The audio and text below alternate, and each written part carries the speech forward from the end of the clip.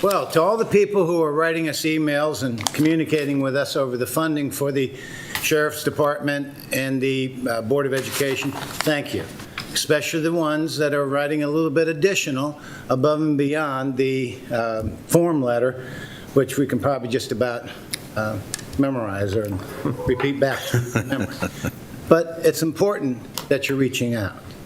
Now, I want to go back to that meeting that was on the 14th of the Board of Education, where the superintendent put out the only thing that they can do is cut 49 teachers or cancel some very near and dear programs to the hearts of many parents and educators and community members, or close a school. This commissioner supports none of those ideas. What I do support is that the superintendent and the Board of Education go back and take another look at what their budgets is currently. Commissioner Morgan and I met the other day with the leaders of the FOP and the Teachers Union, ESPIC. And we pointed out that over 10 years that Commissioner Morgan's been here, we've contributed over $42 million over MOE. That's over and above maintenance of effort.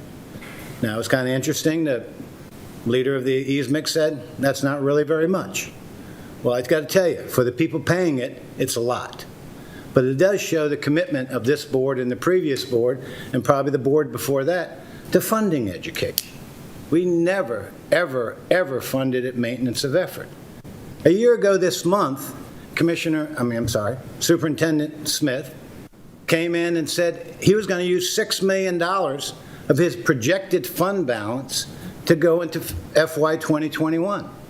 Now, as someone who's been following Board of Education budgets since the early 90s, that's the first time I'd ever seen anyone say they were going to use monies that weren't audited yet. The audit doesn't come out until probably around November. But in April, they knew that they were going to have $6 million available in their fund balance. This is their audit. In here it says that they had a fund balance of $16,600,000. They turned around and used $6 million of it for FY 2021 expenses. Don't know what they were. They don't have to tell us. They want to do it, they can do it.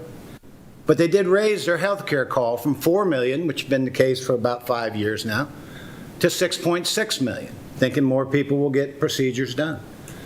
The other point is that the metrics that were in place last year to produce a $16.6 million budget fund balance for them are the same metrics that are in place now.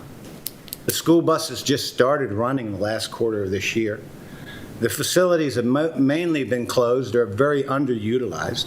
They've saved a lot of money, but they don't want to talk about that. Now let's talk about people getting their raises.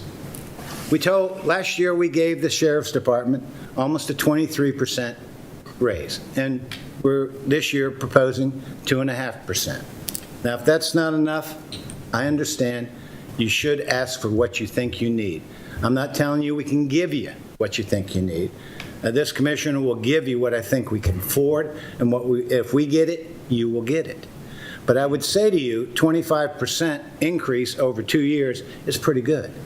Now, these teachers do demand, and they should have a raise. I am in favor of funding the teacher's raise.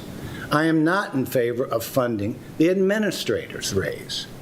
Scott Smith signed a contract that's online in 2019. He makes $225,000 a year in that contract, and he gets any kind of raise that the school system negotiates, as do all the other six-figure people who sit over there at the Moakley Street Palace. It would be nice if they would consider taking their portion of it and giving it to the teachers, because a teacher making $50,000 a year with this raise will get about $2,100, $2,200 a year. Superintendent Smith will get almost $10,000. The money he's going to get in the raise could do 5 teachers. But no, he wants to install all this drama.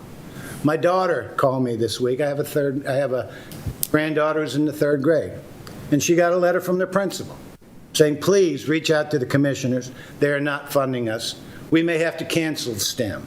We may have to cancel GIS, arts and entertainment, or music, or whatever these important programs are. And it doesn't do us any good. It separates us. And I wish that the superintendent would lower the drama and figure out a way to work through this thing until we find out if the COVID revenues are going to be impacted, or the effects of COVID on our revenues are going to be impacted. We'll know that in about another year. So hopefully we have a public hearing tonight, 6:30. Please call, please tune in. We do want to hear from you. Our public hearings have not been very well attended. Now, something else Dr. Smith said on that day, on the 14th of April.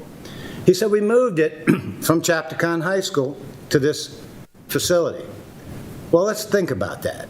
If we have it at Chapticon High School, we don't have the ability to have the virtual. Or let me just say, I'm not sure that I'm confident that they can help us have the virtual part kick in. Last year, we didn't have a public hearing because of COVID. But the year before, we did at Leonardtown High School. And when it came time for the hearing to come on Channel 95, it went blank. There was nobody there to help us. They left a sophomore in charge of, or I'm not really sure who the people were. I don't want to blame. But the point is, we couldn't even listen to it. People at home, I was homesick with the flu. I couldn't listen to it because there was no video. And what makes us think we can have the same success if we have it at Chapticon? We're having it here. Please come. We'll get you in if we have to. This commissioner, hopefully all of us, will stay as late as it takes to hear everybody. But it's important that we hear everybody in all the issues. Thank you.